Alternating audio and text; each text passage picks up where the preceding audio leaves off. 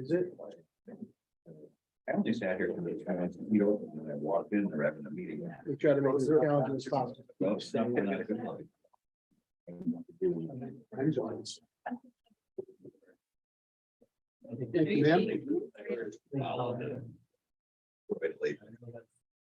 Vibration. I don't believe he's great at it. We're sorry. Yeah. According to the agenda.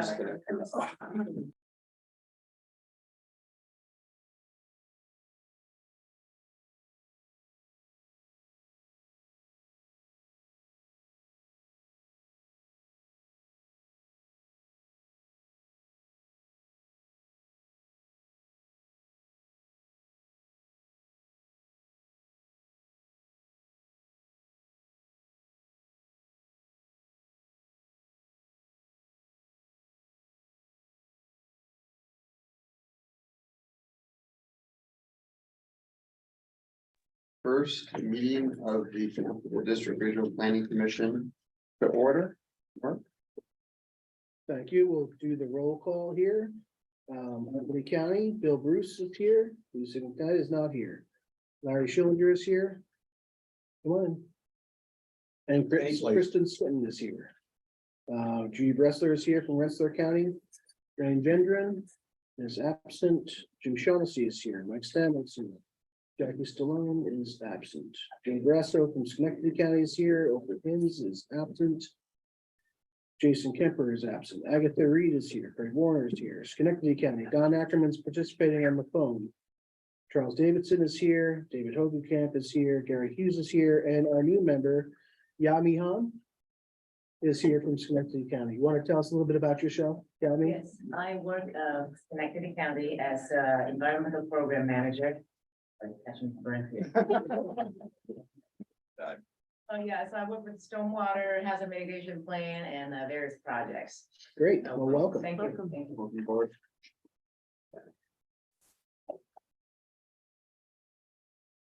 Can we get a motion to accept the April 19th, 2023 meeting minutes?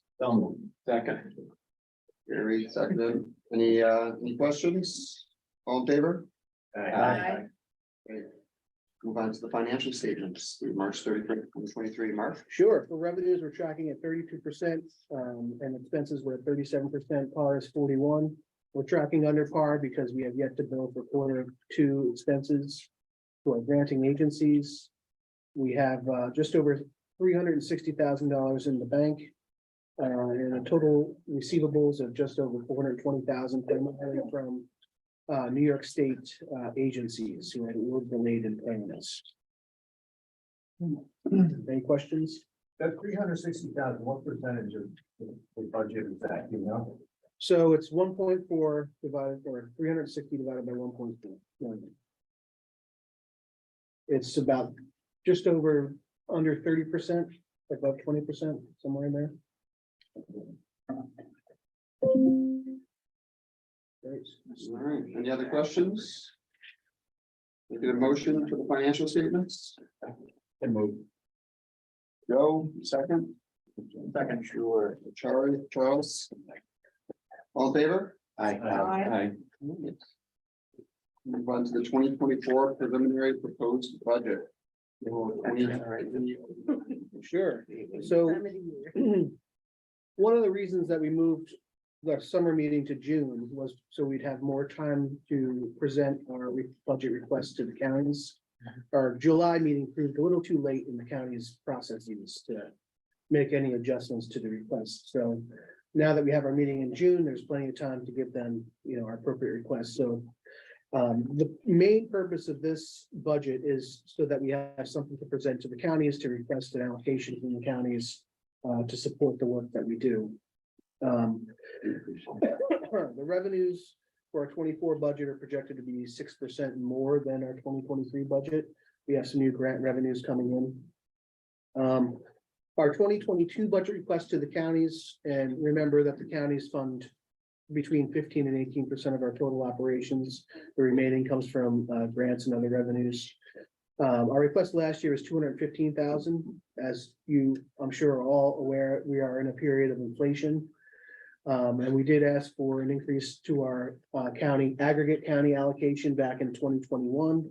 We left it the same in 2022, but the A&F committee is recommending to the full board asking for a 3% increase to our county appropriation this upcoming year to account for increased costs of doing business, inflationary expenses. The 3% doesn't really cover our increase in costs, but we can make up for it with our other funding sources. Again, stretching every county dollar as far as possible. As you can take a look at, and if you're looking at the budget sheet here, we'll just hit some highlights on the revenue side. Contractual services are pretty straightforward. We do school enrollment projections this year, anticipating a couple more. We'll do another in-person workshop in 2024 in the fall, or 2024 in the fall. We budget on the revenue side about 5,000. We made about 14,000 our last in-person workshop combined for ticket sales and sponsorship. So it's a conservative budget for revenue. FTZ, well, we will have a new operator or a new participant, and Kate will talk about that later.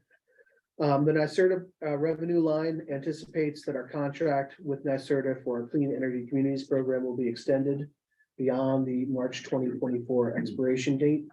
We're highly confident in that. And similarly, and the budget anticipates the extension of our Climate Smart Communities grant beyond the March 24 deadline for that one as well.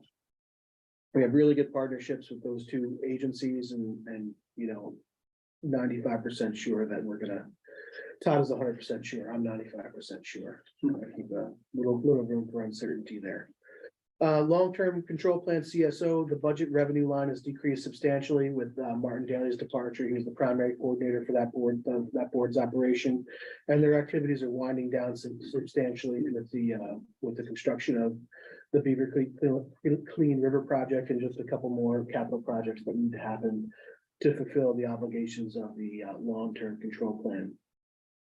For water quality, while we do anticipate roughly receiving 55,000 in 2024, our budget request for the new grant term is about $100,000. And the idea there is that we'd be able to have fund a new position combining revenues from our water quality program and some other grant sources to bring on another staffer to sort of be a multidisciplinarian. And those are the highlights on the revenue side. On the expense side, the budget that's presented here includes staff FTEs of 8, part-time accountant, and an intern.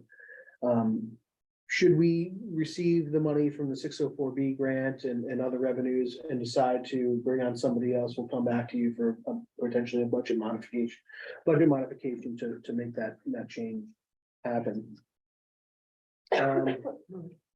We have other routine expenses here. One of the biggest drivers of our expenses related to the staffing is health insurance. So the health insurance budget number anticipates a 5% increase to health insurance premiums and anticipates the most conservative healthcare policy for any employees that may not be currently participating. So we just budgeted for a family plan, even if we have an employee that's not currently participating in our insurance program. So the unreserved fund balance at the close of 2021 was 593,000. And the budget for, the preliminary budgeting purposes is sort of a rough estimate simply to submit the county funding request. So this presentation doesn't anticipate any contribution to the fund balance. Any questions? So Martin's position will be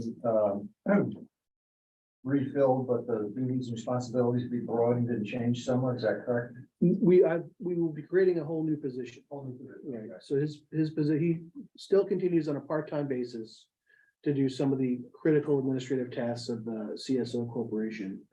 But the position that we will hire for is going to be something less than, under his previous role as director of water quality programs. And when that's posted, we'll all get a copy.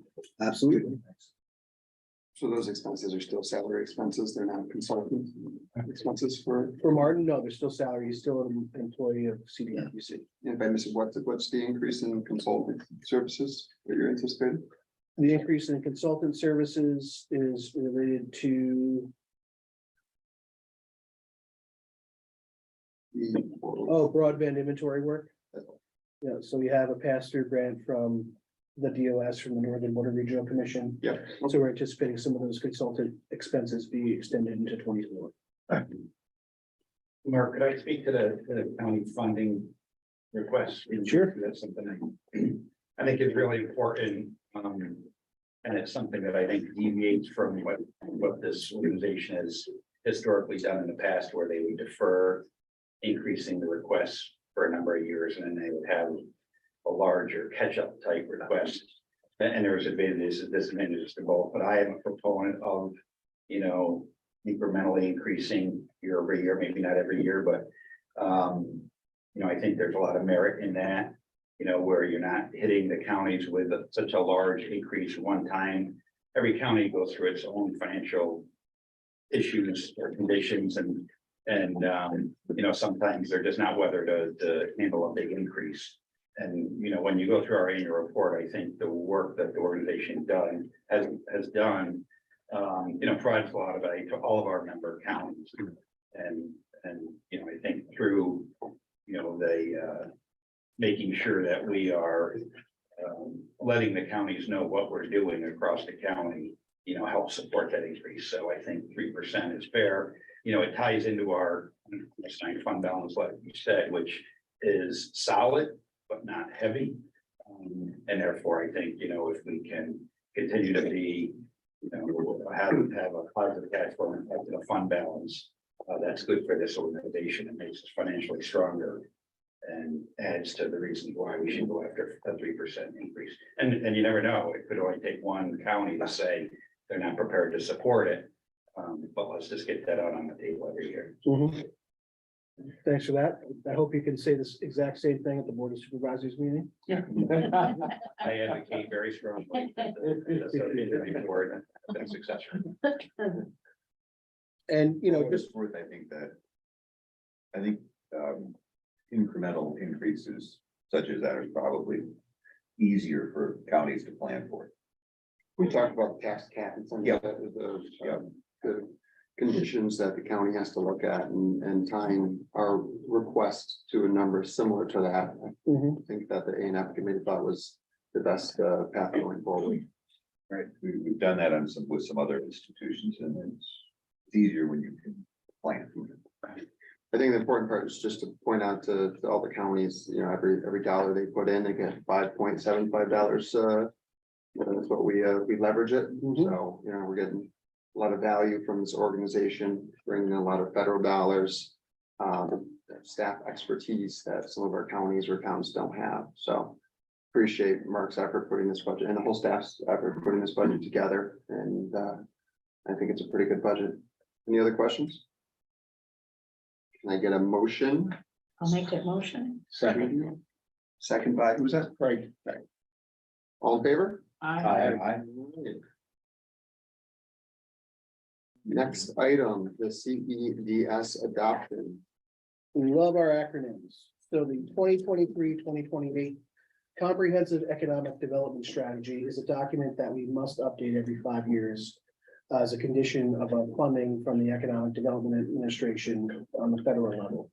So every year we get $70,000 in planning funding from the EDA to work on economic development products and projects. Primarily pays for our staff time. And the Comprehensive Economic Development Strategy is intended to guide our work in that regard over the planning period, say 5 years. So this time we took a slightly different approach, and Kate Maynard his vision to readjust our Comprehensive Economic Development Strategy to make sure it was something that was not I would say a tome that included a lot of tables and charts and graphs and things that nobody would ever read, but something that was easily digestible for any number of our stakeholders. I think another thing that the document, as it is presented, does is incorporates all of the other economic development planning that's happening in the capital district. It incorporates by reference the work of the Capital Region Economic Development Council. It incorporates by reference a lot of the other economic development plans that have been developed by our partner agencies, CEG and otherwise. We want to make sure that any opportunity for federal funding that will come to our region is consistent with our economic development strategy. So casting a wide net about, priorities is our strategy to make sure that any of our partners who are advancing economic development strategies and their plans are also going to be supported by our plans so that they can secure federal money from the Economic Development Administration. Kate, do you have anything to add about the process and our stakeholders and the plan? Yeah, so I think we presented this at the last meeting too, so some of this sounded familiar, that's why. So in terms of things what happened since the last meeting, we did open up the public comment period. So we posted the draft sets on our website and also sent an email out. So we distributed information about getting people to come to the website and take a look at the document. We did receive input in 2 instances from Sandy Misowitz from CDTC down the hall, as well The as. Transportation Council. Oh, excuse me, Transportation Council. The acronym's changed, that's for sure. Yes. Which we were able to incorporate in along with a member of the public's comments as well. So that's changed since you've last seen it. So all we feel is in accordance with that requirement by EDA. Just to reiterate a point that Mark had made, a real important part of the SEDS is, the number of people that I work with, we work within the region, our partners to secure federal dollars. The SEDS is actually a required element. So in terms of an application, applicants are required to show for EDA applications how they are in accordance with the SEDS as a whole. So the language is, if you look through it broad, that's intentional. So we can really incorporate a lot of good project ideas and what's going on in our region. And then as Mark mentioned, a really core part of what we really try to do is not have a separate document that might be different from or in contrast from other documents from around the region, but instead we took an umbrella approach. So we have linked right within the other documents that can be referenced and then therefore be right into an EDA application and show that you're in accordance with the SEDS. So we did shift philosophically a bit. EDA also put the word out, they want not just a laundry list type plan, they really want it to be a more visual, concise type document. So we're really working with those guidelines to produce the SEDS as we put it out. So for you to consider is the potential adoption of this document that would allow us to make any final changes, work with the EDA to submit that, see if there's any changes they would like. So we would, I think in the language of the memo, is look for a little bit of wiggle room in case there is, say, nominal changes the EDA would like to make, to not have it returned to if those changes are nominal. So something substantial, it would come back to you, but to give us that flexibility to be able to do that. So since we reviewed the draft, the only changes were 2 changes based on the 2 comments. Yes, Okay. and I think some typos in the last page and updating the board structure. Amy. Any other questions? Only 2 comments? But not really publicly. I've got a thought, and I'm concerned that I'm late in sharing this, but so I don't want to delay the adoption. But to the extent that there's wiggle room for non-substantive changes, I had a brief conversation with Mark about it yesterday. In reviewing the economic development strategy document, what I didn't glean from it was a emphasis or a particularized reference to development of a circular economy, to the extent that that sort of dovetails with the sustainability programs that we're also focused on. And what actually galvanized it in my head was something very recent. So, the I-95 collapse in Philadelphia caused by that oil tanker explosion. And the initial thinking was that it was going to take, 6 months to a year to get traffic flowing. Now it's down to a couple of weeks because, amongst other things, the approach has been to create an at-grade connection to replace that elevated structure. But in doing so, utilizing a product that's actually manufactured close to the project site, which is made out of recycled glass. And it's an engineered product that is a very lightweight but very strong product that enables the support for the roadbed, while at the same time not adding weight to the underlying infrastructure that's concerned for the sewage lines and so forth.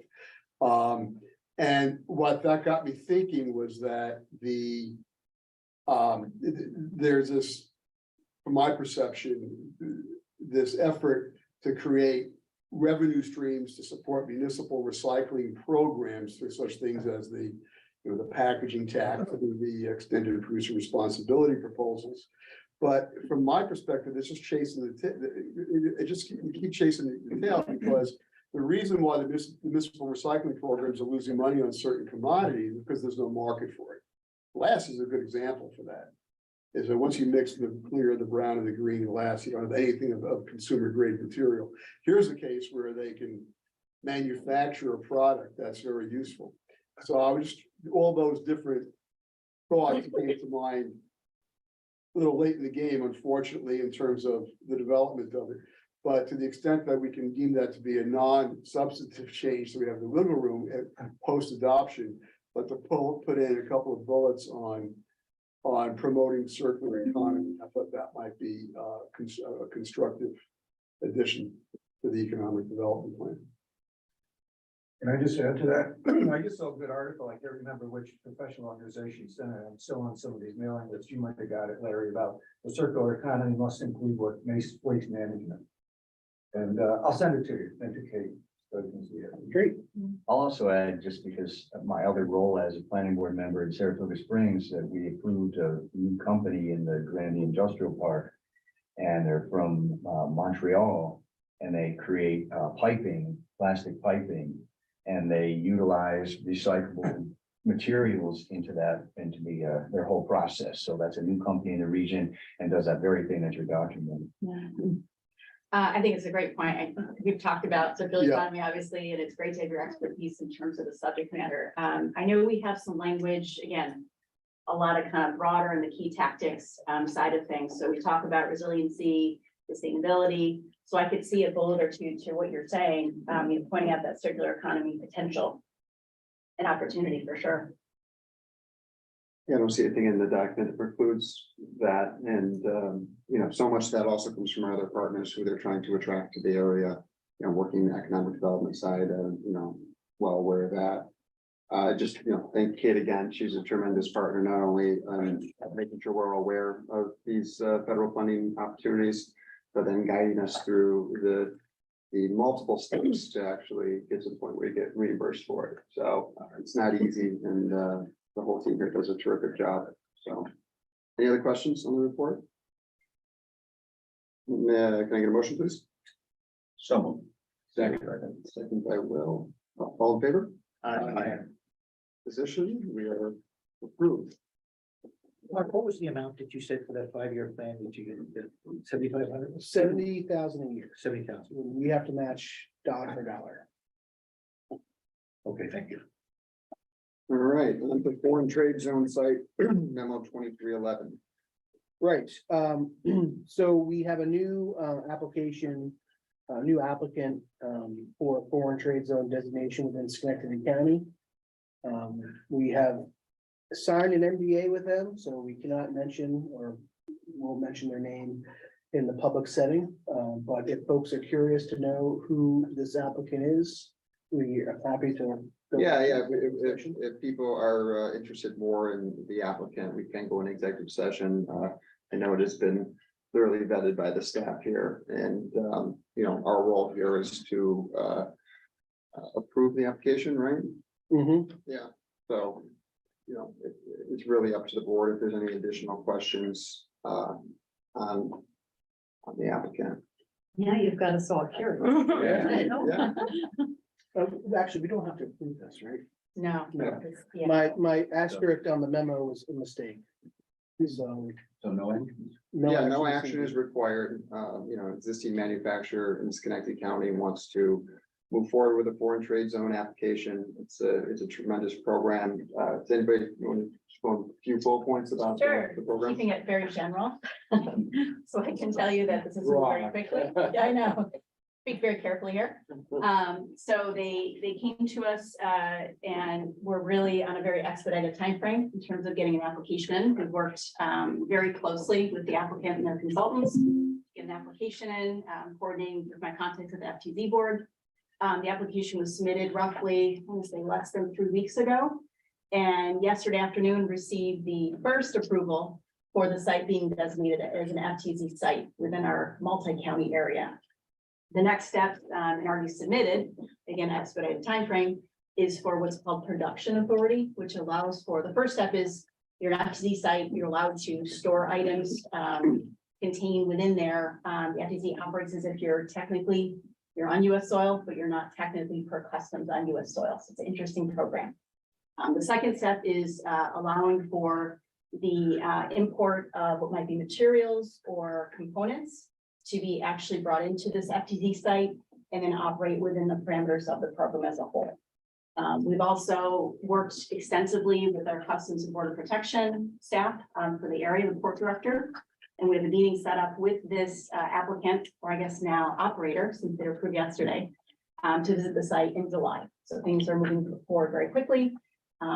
Speaking generally again, I can say that I think this is an exciting application and definitely within lines of the regional economic prioritization. Thanks. Yeah, just to explain our role here, we've done a great job. I've done a little research on this with Kate, moving from subzones, which is a much more complex process, excuse me, to a usage-driven site. So, our team here is doing a great job being responsive to local businesses, manufacturers. If you're out and you know someone who does a lot of import, export type business, just make sure that they're aware that this is a benefit that can be provided through the CDRPC. So We're always happy to talk to anyone interested. And the budgetary impact will be an additional $12,500 a year sort of fee to CDRPC for being the, what are we called? Grantee. The grantee. So kudos to Kate for corralling all those cats, Customs and Border Patrol, FTZ, Wow. good stuff. So no board action taken. We can again, talk to staff offline if you're more interested about it, but yes, there's no board action. I don't think we need to enter into executive session with more. More reason to call the staff if you have any questions. So we'll move on to, I'm sorry, I don't know how to pronounce this. Tia Gargeron? Tia Guardian. Yeah, yeah. we all know him as Tia. Yeah, TIAG scholarship. Yes. Yeah. So, Tiag, former executive director of CDRPC from 1973 to 1980, I believe. Passed away recently. He was also a longtime adjunct professor in the U Albany planning program. And as a matter of fact, helped to start the program with Paul Maher back in the early 80s. So a lot of us who graduated from that program wouldn't have a program to attend without his efforts and contributions. So his family is just requesting donations to a scholarship program in his name. I did forward an email to staff, to the board a while back, or to our master list a while back, but I'll forward it again to this list, or to our board list, and just encourage you to support that scholarship to essentially support students who want to become planners. And he was very helpful to so many communities also. I know when I was working for the city of Rensselaer, he would come down and walk with me. He'd say, tell me your vision. Let me see if it's legit, if it's legitimate. And he came down several times and we would just talk and bounce ideas. And I know it wasn't just me in the city of Rensselaer. I know there were many communities that he'd say, hey, I'm here, let me help you out. Mhm. Mark, these are scholarships at both the undergraduate and graduate level. They are trying to establish a scholarship program in his name. So right now, the fundraising is happening under the auspices of the Paul Marr Scholarship, which is directed towards graduate students. Yeah, Tiago was quite the character too. He used to Yeah. wear double-breasted Oh, yeah. suits with a cravat. and He had this big booming voice. He was a command the room at meetings back in the eighties. He was quite a character. Mark, we're gonna have to up your style a little bit more. Yeah. Wow. He's gonna hurry. Blue shirt, khakis, come on. That's it. All right. Well, we'll move on to the CDRPC appointment to the Campbell District Youth Center Board, memo 2312. Mark? Right, so the Capital District Youth Center Board administers the region's juvenile secure detention facility. Similar to this board, it includes representatives from the 4 counties. Unlike this board, those representatives are half appointed by the counties directly and then half appointed by CDRPC. Albany County, being the owner of the facility, has 3 members of the board. And today we have 2 vacancies, one from Rensselaer County and one from Schenectady County to act upon. Barbara Morrow, who is a longtime CDRPC member and served on the CDYCI board, announced her resignation. So we are looking for a replacement for her. And there was a vacancy created with the resignation of Scott Bendet when he took his job in the assembly. So I'm pleased to report that we have 2 willing volunteers, Mike Stammel, who's willing to stand up for Rensselaer County, and Gary Hughes for Schenectady County to join the CDYCI board. As votes go under Robert's rules, I believe we still need a nomination, call for nominations, and then we can probably take one action to appoint both members to the CDYCI board. Okay, can I have a nomination for Mike Stanley and Gary Hughes? Make the Judy, make nominations. the motion, second by Will Bruce. Any questions? Thank you both for participating, important facility for the region. Great regional cooperation there to provide the kind of facility we need in this region. So, all in favor? Aye. All right, we'll move on. Thank you. All right, resolution, is it 02/2023? Yeah, 02/2023. To open account with Pioneer Commercial Bank. Right. Designate signatories. So we moved our accounts from Key Bank to SEFCU last year because Key Bank was terrible. SEFCU has been much better. However, SEFCU being a credit union does not have the ability to collateralize amounts of money that are beyond the FDIC insurance threshold.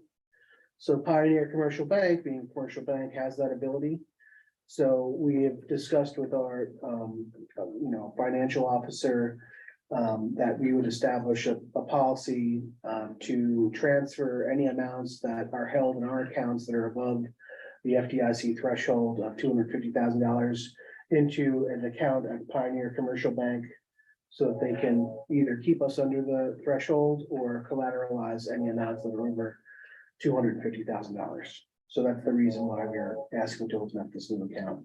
We may explore transferring all of our accounts to Pioneer Commercial Bank from SEFCU, but we haven't made that decision yet. Or the staff has not made that recommendation. Appreciate the staff keeping us in compliance and higher interest rates. Hopefully we can make the money work a little bit. So any questions? Can I please have a motion? So moved. Gary, second by Greg. Greg. All in favor? Aye. Yes. Resolution, resolution 03/2023 to participate in the New York Cooperative Liquid Asset Security System. Mark? It's a mouthful, but I'd like to thank Joe Grasso for highlighting this at the ANF committee meeting. We were discussing investments, and David Hogenkamp asked if we had an investment policy. You don't have a formal investment policy for CDRPC. The law that created CDRPC, or at least the 4 county agreement, stipulates that we can't have sort of investments in real estate or other investment vehicles, but nothing about interest bearing accounts. So Joe Grasso pointed out that the town of Charlton recently voted to participate in this class program, which provides a very favorable rate of return on investments and very little sort of risk in terms of pulling out your money. So I called the class folks and confirmed that CDRPC as the agency of government is eligible to participate. And so to participate, we are required to pass a resolution, essentially allowing us to participate. We were looking into, getting CDs at a more, opening a CD at a more favorable interest rate than the one that we currently have. But that scenario is less flexible than this scenario because there is very low bar to pull your money out if you need to access it. Anything else to add, Joe? in your Yeah, just a couple of research? things, and by no means I'm not an expert in class, but I do know that there's, dozens of municipalities across New York State that use this as an investment tool. Surrey County did it, there are many other counties too across the state. And the reason is because of the rising interest rates now. NICLAS is basically a conglomerate of the investments of all the different municipalities. The very low risk, very liquid. You could put in money today and pull it out tomorrow with no penalty or fees. And the interest rates are very higher now than they used to be very recently. Where now NICLAS is getting like 4.5 to 5% investment. So, I'm a very conservative investor. When it comes to municipal finances, but I think this is the right thing to do in today's interest rate environment, so. That seems like a tremendous opportunity. Thank you, Joe, for bringing that up. And where is it? Is this part of the New York State government? Where is it housed? Not class. Or is it? It's in New York State, but I don't know where exactly it's housed, but it's strictly. So it's created by the state legislature and it's in somewhere in the state government. Everything. Service providers, US Bank. So, Yeah, I don't know that. little office, but Created, all the communities are members to this investment program. I'm not gonna overstep my expertise on it. All I do know is it's insured, it's very low risk. It's been around for years. It's just something that most municipalities haven't considered because interest rates were just so low that you keep it, either with their local bank at whatever 0.1%. Or consider CDs. CDs, ties your money up for a certain period of time. You can you can invest, $5,000 or $500,000, depending on where your cash position is and how much you need cash to pay your bills and run your daily expenses. So very flexible. There's a website, newyorkclass.org. It's AAA rated by S&P Global. And it only invests in funds that meet the strict requirements to how this organization can spend their money. For municipalities. If anyone that knows, the website mentions it's administered by an elected governing board. Who elects the board? Like, is it by the state legislature or, I don't know if anyone here knows that. Probably a combination, legislature, governor, or minority leader, all that kind of Got stuff. it. Okay. Thank you. Sure, we could probably figure that one out. Yeah, I'll circulate some more information on the structure. Cities, towns, school districts, fire districts. It is meant to bring in all these organizations together. And they probably are able to pull them together and get pretty competitive rates. Are there any additional questions? Can I have a motion, please? Make a motion. Well, Thank you. get that? Yeah, I'll take Larry on that All one. right. All in favor? Aye. All right, thank you. Me and Mike on that. 2022 annual report. Great, so the annual report is the thing that we include with our county funding request. So we remind them what we've done for them lately, and then we ask them for more money. But it basically outlines the great work of the CDRPC team over the course of the years. obviously data analytics and mapping. Really more and more specific focus on data visualization, infographics to communicate some of the more complicated research that we do. An overview of the great impact of our technical assistance program. So to date, we've sort of invested with combined agency effort more than $400,000 in staff time for 26 projects around the region. Which is a good metric for that program success. And the sustainability portfolio continues to grow under Todd's leadership. We are embarking or have submitted a grant to the EPA, which we talked about at the last board meeting. And Todd, you want to just give us a little quick update on the EPA grant? Yeah, sure. So I have got the grant in on time and put together our whole work plan for what we're looking to do over the course of the next 4 years. And we are just awaiting for the announcement, the green light to move forward. And just as a reminder that this is a program to develop a climate action plan for the capital region. And there's some very specific deliverables related to development of a greenhouse gas inventory to develop a priority climate action plan due March 1st. So real tight timeline to develop the first plan, which is probably 7 months to pull that all together. And then another 1.5 years after that to develop a comprehensive climate action plan and to do a full updated greenhouse gas inventory. We are proposing to develop a greenhouse gas dashboard as part of the inventory to be able to track and promote and assist communities with projects, because companion to this plan will be an announcement later this year for competitive grant projects for communities. We think it's municipal focused. It's not out yet, so we'll know the details, and then staff will be helping the community with trying to access that money, and similar to the SEDS in the sense that you have to point, if there's federal funding to your plan, our plan will be similarly positioned so that the communities have to, when they apply for the competitive funding, point to our plan and show how it fits. So we'll be focusing in the first phase on building electrification and on transportation, and we secured agreements with the Transportation Council. I think that's how they want to be referred to now and not an acronym. The Transportation Council and the Affordable Housing Partnership and their Clean Energy Hub program, which is a whole a coalition of different groups that focus on disadvantaged communities as part of this. And so we're excited to get going. We're going to be hiring a consultant to help us with the greenhouse gas inventory and the projections of greenhouse gases and that kind of thing.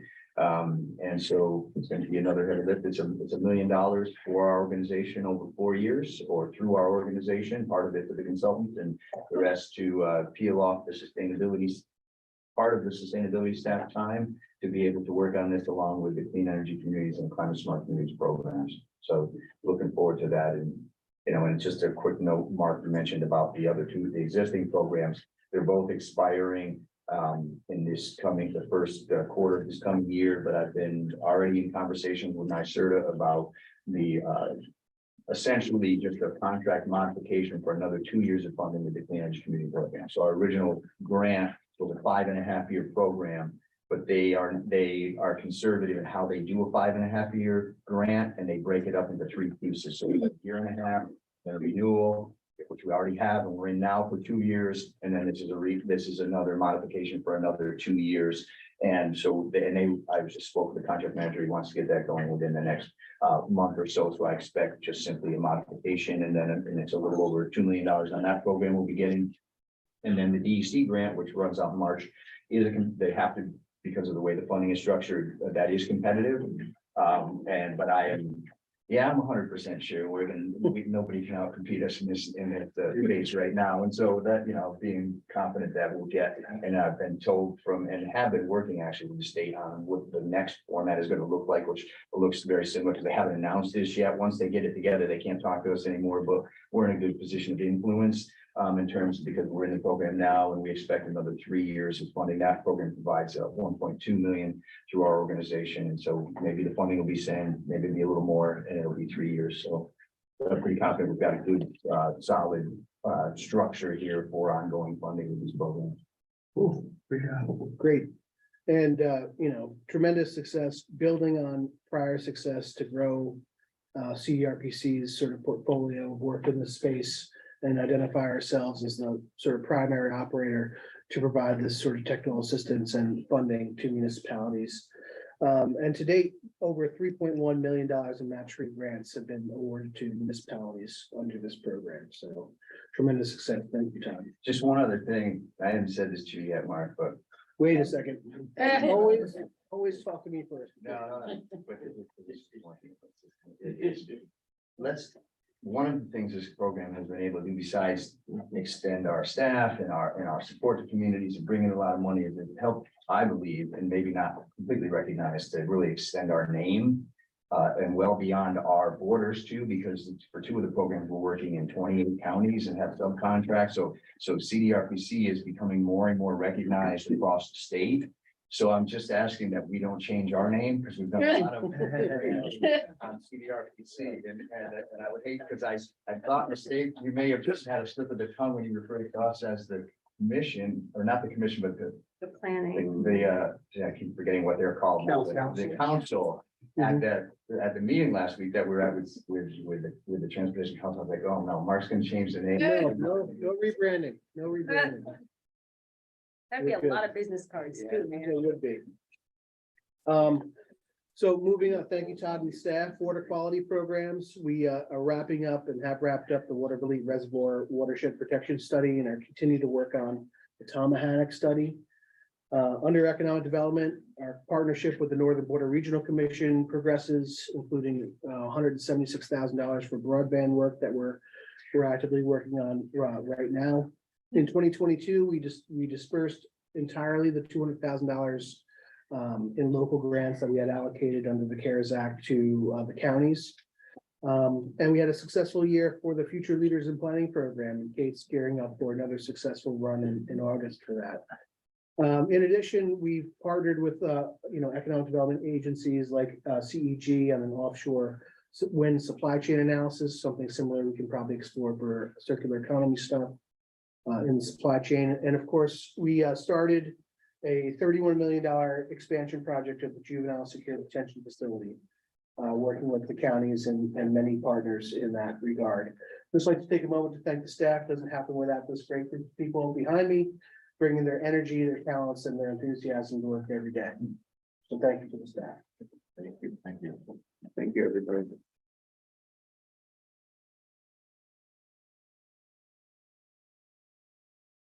Any questions about the annual report?